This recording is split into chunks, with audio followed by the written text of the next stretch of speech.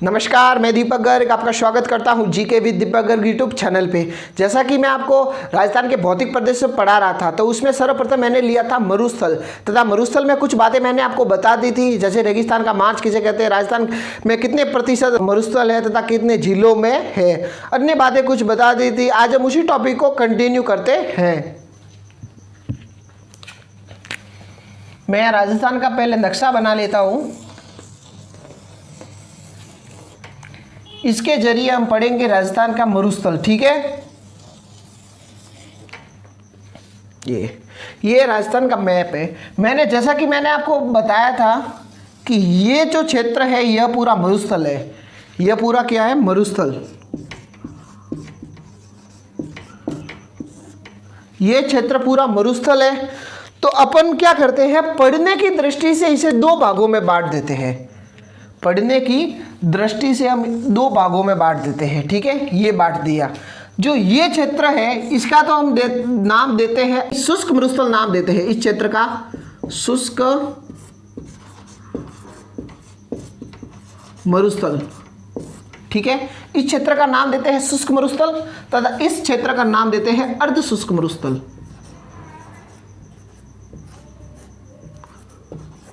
अर्ध शुष्क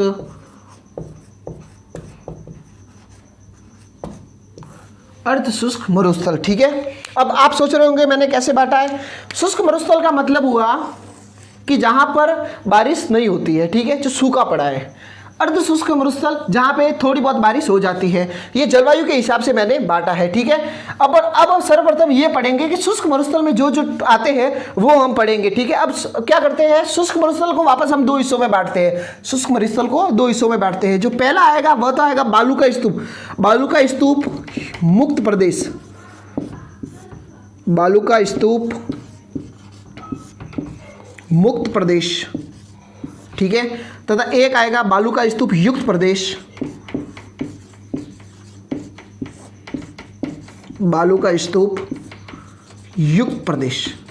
सर्वप्रथम क्या किया, आपने मरुस्थल टॉपिक लिया, उसको दो हिस्सों में बांटा, शुष्क मरुस्थल तथा अर्ध शुष्क मरुस्थल। हम सर्वप्रथम पढ़ेंगे शुष्क मरुस्थल तथा शुष्क मरुस्थल में हमने क्या किया, दो हिस्सों में शुष्क मरुस्थल को बांट दिया। पहला बालू का स्तूप मुक्त प्रदेश तथा बालू का स्तूप युक्त प्रदेश। अब सोच रहे होंगे कि बालू का स्तूप मुक्त प्रदेश क्या है तथा बालू का स्तूप युक्त प्रदेश क्या है। जैसा कि हम यहाँ लिखा हुआ है बालूका का मतलब क्या होता है, मिट्टी, रेत। बालूका मतलब बालू का स्तूप मुक्त प्रदेश, जहां पर रेत नहीं है या मिट्टी नहीं है वह तो बोलेंगे बालू का स्तूप मुक्त प्रदेश। जहां पर रेत है तथा बालू का वो हो गया बालू का स्तूप युक्त प्रदेश। ठीक है, अब हम पढ़ेंगे, सर्वप्रथम मैं इस टॉपिक को लेता हूं बालू का स्तूप मुक्त प्रदेश। लेकिन राजस्थान में जो ज़्यादा है वह ये है, बालू का स्तूप युक्त प्रदेश है। लगभग राजस्थान में 60% है। ये बालू का स्तूप जो युक्त प्रदेश है लगभग राजस्थान में 60% है। इसे भारत का महान मरुस्थल कहते हैं। इसे भारत का महान मरुस्थल किसे कहते हैं, बालू का स्तूप युक्त प्रदेश को। अपन क्या पढ़ेंगे, बालू का स्तूप मुक्त प्रदेश। इसमें जो बालू का स्तूप मुक्त प्रदेश पढ़ेंगे, अपन क्या पढ़ेंगे, बालू का स्तूप युक्त प्रदेश मुक्त प्रदेश। बालू का स्तूप बालू का स्तूप मुक्त प्रदेश। ठीक है, अपन पढ़ेंगे बालू का स्तूप मुक्त प्रदेश। तो इसमें सर्वप्रथम जो नाम आता है, एक इसमें नाम आता है हमादा। हमादा का नाम सुना है। हमादा किसे बोलते हैं, हमादा जैसे हमादा, पोकरण, फलौदी, बालोतरा। मतलब हमादा उस क्षेत्र को बोलते हैं, ये क्षेत्र का नाम है। पोकरण, फलौदी तथा बालोतरा के मध्य जो चट्टानें स्थित है, जो मरुस्थलीय चट्टानें, क्या मरुस्थलीय चट्टानें, हमादा, पोकरण, फलौदी, बालोतरा। पोकरण, फलौदी, बालोतरा के मध्य जो मरुस्थलीय चट्टानें हैं उसे हमादा कहते हैं। क्या अगर पूछ ले हमादा किसे कहते हैं, जो वे मरुस्थलीय चट्टानें जो पोकरण, फलौदी तथा बालोतरा के मध्य स्थित है उसे क्या कहते हैं, हमादा। ठीक है, अब दूसरा यहाँ पे एक हमादा क्षेत्र में एक सीज लगा हुआ है। आप सोच रहे होंगे सीज क्या है, SEEZ, सीज। इसका जो पूरा नाम है वह है सोलर एनर्जी एंटरप्राइजेज जोन। क्या नाम है? Solar energy enterprises zone. यह एक उपकरण बोल सकते हो, यह हमारे क्षेत्र में लगाया गया है, क्योंकि यहां पर मतलब जो सौर ऊर्जा की संभावना अधिकतम होने के कारण यह जो उपकरण है, ये जो सिस्टम है, यह यहां पर लगाया गया है। कौन सा? सीज। इसकी फुल फॉर्म क्या है? Solar energy enterprises zone. ठीक है, यह कहां लगाया गया है? हमारा क्षेत्र में। अगर पूछ ले कि सोलर एनर्जी एंटरप्राइजेज जोन सीज, यह उपकरण कहां लगाया गया है, तो हमारा क्षेत्र में। हमारा क्षेत्र के अंतर्गत कौन से आते हैं? पोखरण, फलौदी तथा बालोतरा। ठीक है, अभी इसमें एक तीसरा नाम आता है मगरा। मगरा आपने राजस्थान में अगर रहते हो तो आपने पढ़ा ही होगा नाम। माता है, पिता है तथा दादा दादी बोलते होंगे मगरा। मगरा किसे बोलते हैं? मगरा। मगरे का तात्पर्य यह है, मगरा का मतलब हुआ जो बालोतरा से जो पोखरण के मध्य, कहां? बालोतरा। बालोतरा से पोखरण, बालोतरा से पोखरण के मध्य जो अवशिष्ट चट्टाने हैं ना, उसे मगरा बोलते हैं। अब क्या? बालोतरा से पोखरण, बालोतरा से पोखरण के मध्य जो अवशिष्ट चट्टान, अवशिष्ट का मतलब क्या हुआ? बचा खुचा, जो बड़ी बड़ी चट्टाने थी उसका छोटा छोटा भाग रह गया है, उसे बोलते हैं अवशिष्ट चट्टाने। बालोतरा से पोखरण के मध्य जो अवशिष्ट चट्टाने हैं उसे बोलते हैं मगरा। ठीक है, ये तो बातें थी नॉर्मल। अब सर्व इंपॉर्टेंट आएगी, सबसे ज्यादा इंपॉर्टेंट, कई बार एग्जामों में आ गई ये चीज, यह है लाठी सीरीज। लाठी, ठीक है, लाठी सीरीज, यह स्टार वाली है। ठीक है, इंपॉर्टेंट है, तो इसमें मैं आपको बताता हूं। लाठी सीरीज, सर्वप्रथम तो आपको यही बोलेंगे कि लाठी सीरीज किसने खोजी थी, तो लाठी सीरीज खोजी थी काजरी के वैज्ञानिकों ने। किसने? CAJRI, काजरी। यह जो संस्थान है यह जोधपुर में स्थित है। कहां पे स्थित है? जोधपुर में। ये इसकी स्थापना कब हुई थी काजरी संस्थान की? 1959 में इसकी स्थापना हुई थी। अगर पूछ ले कि इस काजरी की फुल फॉर्म क्या है तथा काजरी का पूरा नाम क्या है, तो central arid zone research institute. क्या नाम है? Central arid zone research institute. ठीक है, ये इसका पूरा नाम है। इस काजरी के वैज्ञानिकों ने ये लाठी सीरीज खोजी थी। अगर ये पूछ ले कि कहां खोजी थी, तो यह खोजी थी, यह जो लाठी सीरीज है यह है पोखरण, पोखरण से मोहनगढ़ के मध्य है। यह खोजी गई थी पोखरण से मोहनगढ़ के मध्य। ठीक है, काजरी संस्थान ने खोजी थी पोखरण से मोहनगढ़ के मध्य। यह क्या है? यह एक लाठी सीरीज है, मतलब ऐसे ही है, ये ऐसे ही, मतलब एक सीरीज टाइप में है, एक मतलब लकड़ी के समान है, मतलब ऐसी पतली पतली है ये। कहां से है? मोहनगढ़ से नहीं, पोखरण से मोहनगढ़ तक है ये ऐसे। यहां पर क्या है? मतलब पानी मिला है, ये पूरी पानी की एक पट्टी है। ये भूमि के अंदर है, ऑब्वियसली भूमि के अंदर ही होगी ये जो पट्टी, तो इसको नाम दिया है भूगर्भित जल पट्टी। भूगर्भित जल पट्टी, भूगर्भित जल पट्टी। तथा ये जो खोजी गई है यह मीठे पानी की है। अगर पूछ ले कि कौन से पानी की है, बाई चांस पूछते तो नहीं है, लेकिन मैं आपको बता देता हूं, यह है मीठे पानी की। तथा कुछ लोग बोलते हैं कि ये जो सरस्वती नदी बहती थी इस इलाके में, ये उसके अवशिष्ट मानी जाती है, मतलब अवशेष माना जाता है। सरस्वती नदी के अवशिष्ट मानते हैं, सरस्वती नदी की अवशिष्ट मानते हैं इसको। ठीक है, या अवशेष मानते हैं। यहां पर जी एक घास भी उगती है, 4 प्रकार की घास उगती है। एग्जामों में एक बार पूछा गया था कि जो लाठी सीरीज है, जो काजरी के संस्थान में खोजी गई थी, लाठी सीरीज पोखरण से मोहनगढ़ के मध्य है, वहां पर कौन सी घासें उगती है? लो बोलो, उसका नाम पूछ लिया तो मैं आपको याद रखना पड़ेगा। मैं आपको बता देता हूं, जो खोजी गई थी पहले थी करडी घास। ये घास के नाम है, आप याद रखना। ठीक है, करडी, तरडगम, सेवण, दामन, ये 4 प्रकार की घास यहां उगती है लाठी सीरीज पर।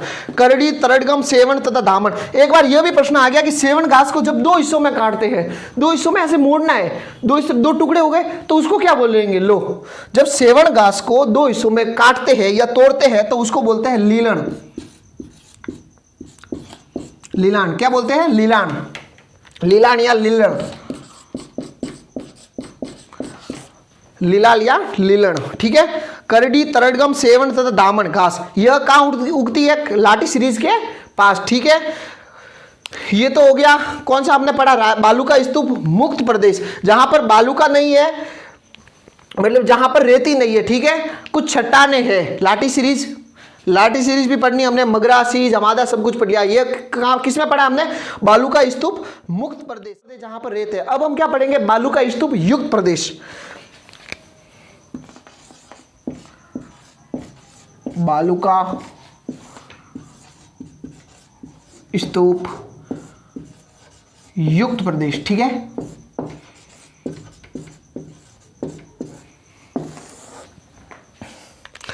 बालू का स्तूप युक्त प्रदेश, इसके हम प्रकारों के बारे में सर्वप्रथम जानेंगे। जो मुख्य है वह है, पहले हम दो पढ़ लेते हैं एक साथ में, क्योंकि वो दो एक साथ में पढ़ने के ही लायक है, ठीक है। सर्वप्रथम हम पढ़ेंगे अनुदैर्ध्य,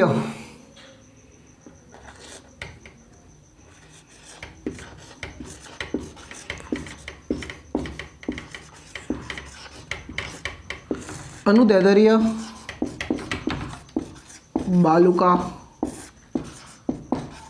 अनुदैर्ध्य बालू का स्तूप तथा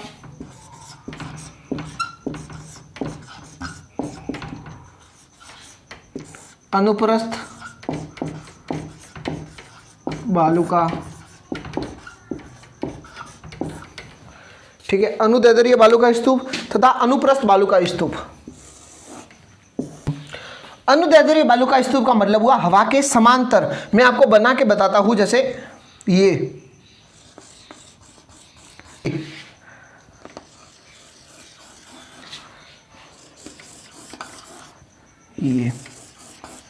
होता है अनुदैर्ध्य बालू का स्तूप। जब यहां से हवा अंदर जाती है, ऐसे हवा जा रही है, हवा के समांतर ये जो होते हैं, हवा के समांतर है, इसके जो बीच वाले भाग होता है इसे बोलते हैं कॉरिडोर। इस बीच वाले भाग को बोलते हैं कॉरिडोर, तथा ये हवा के समांतर हो रही है। देखो इसे, यह हवा के समांतर होती है अनुदैर्ध्य बालू का स्तूप, तथा यह जब हवा मंद गति में होती है, धीमी गति में होती है, तब ये अनुदैर्ध्य बालू का स्तूप पैदा होते हैं। क्या? अनुदैर्ध्य बालू का स्तूप कब बनते हैं? जब हवा धीमी गति से बह रही हो, ठीक है। तब क्या होता है कि इस तरफ में बालू का सिरक जाती है, जिससे इस प्रकार की आकृति बनती है। बीच वाले भाग को कॉरिडोर बोलते हैं, ठीक है। तथा ये अब पूछ ले कि यह मुख्यतः किस किस क्षेत्र में देखने को मिलती है, तो यह मुख्यतः मिलती है जैसलमेर,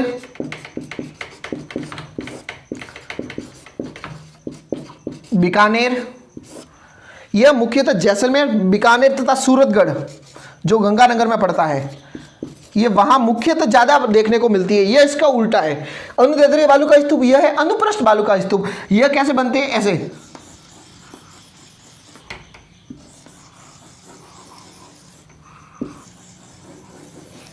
मतलब इन्हें बोलते हैं सिंह, इन्हें बोलते हैं सिंह। तो ये ऐसे हवा होती है, हवा की दिशा, ठीक है, ये भी हवा की दिशा।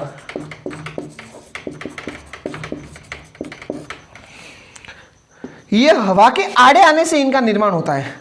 इनका निर्माण कब होता है? हवा के आड़े आने से। इनका निर्माण कब होता है? हवा के समांतर होने से। ये हवा के समकोण होते हैं, ऐसे 90 डिग्री का एंगल बनाते हैं। ये हवा के आड़े आने से इनका निर्माण होता है। जो इनका किनारा होता है ये हवा के विपरीत होता है। देख लो, हवा ऐसे चल रही है तथा इनका जो सिंग है वह कैसे ऐसे है, इस दिशा में है। तो यह हवा के विपरीत दिशा में होती है तथा जब हवा तेज हो तथा यह हवा के आड़े आ जाए तब यह इनका निर्माण होता है। तो किसका? अनुप्रस्थ बालू का स्तूप। यह हवा के समकोण होते हैं, ठीक है। यह मुख्यतः कहां देखने को मिलते हैं? यह मुख्यतः जैसलमेर, बाड़मेर, बीकानेर, रावतबाड़ा, इन 4 स्थान पर देखने को मिलेंगे। क्या? अनुप्रस्थ बालू का स्तूप। यह हवा के समकोण होते हैं तथा इनके जो सिंग होते हैं हवा के विपरीत दिशा में होते हैं। जो किनारे के भाग को सिंग कहते हैं तथा ये जब हवा तेज गति से चल रही हो तो हवा के आड़े आने से इन रेत का निर्माण होता है, इस मिट्टी का निर्माण होता है, जिसे अनुप्रस्थ बालू का स्तूप कहते हैं। अब 2 प्रकार के और बालू का स्तूप है, अब उनको पढ़े। अब दो और रह गए हैं, उसका एक है बरखान। क्या नाम है? बरखान। बरखान बालू का स्तूप है, या ये है बच्च खान। बच्च खान। इन्हें अर्धचंद्राकार रेत के, इन्हें अर्धचंद्राकार भी बोलते हैं। अर्धचंद्राकार बालू का स्तूप भी कहते हैं इसे, अर्धचंद्राकार।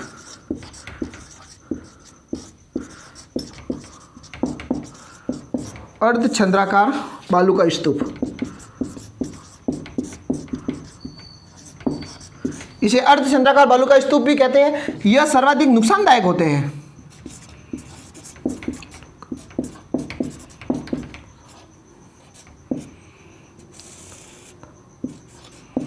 यह सर्वाधिक नुकसानदायक होते हैं तथा यह जो मुख्यतः देखने को मिलेगा आपको पालेरी गांव। कौन सा? पालेरी गांव। कहां पर है? चूरू में। यह मुख्यतः पालेरी गांव चूरू के में प्रसिद्ध है, मतलब ये वहां ही अधिकतर बनते हैं ज्यादा। बरखान या बच्चे खान अर्धचंद्राकार बालू का स्तूप होते हैं, यह सर्वाधिक नुकसानदायक होते हैं। यह पालेरी गांव चूरू में आपको देखने के लिए मिलेंगे। ठीक है, अब जो दूसरा बचा था वह है तारा। तारा बालू का स्तूप या स्टार बालू का स्तूप। स्टार बालू का स्तूप, तारा बालू का स्तूप या स्टार बालू का स्तूप। यह मुख्यतः पोखरण,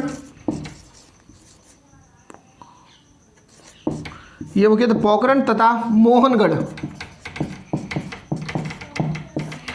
जो तारा या स्टार बालू का स्तूप है, यह मुख्यतः पोखरण तथा मोहनगढ़ में देखने को मिलेंगे तथा ये बरखान या बच्चे खान है, ये अर्धचंद्राकार बालू का स्तूप होते हैं, नुकसानदायक होते हैं तथा पालेरी गांव चूरू में देखने के लिए मिलेंगे। इसी के साथ मैं आपसे अलविदा कहता हूं तथा अगर हमारी वीडियो आपको पसंद आई हो तथा आपने इस वीडियो से नॉलेज गेन किया हो तो हमारे चैनल को सब्सक्राइब करना ना भूले तथा वीडियो पर लाइक का बटन दबा दे तथा यहाँ पर जो लिखा गया है, मैं इतना जो भी जिस भी कक्षा में जिस भी वीडियो में जो भी पढ़ाता हूँ उस वीडियो के नीचे डिस्क्रिप्शन लिस्ट में आपको इसके नोट्स आपको मिल जाएंगे। आपको नोट्स बनाने की जरूरत नहीं है। ठीक है।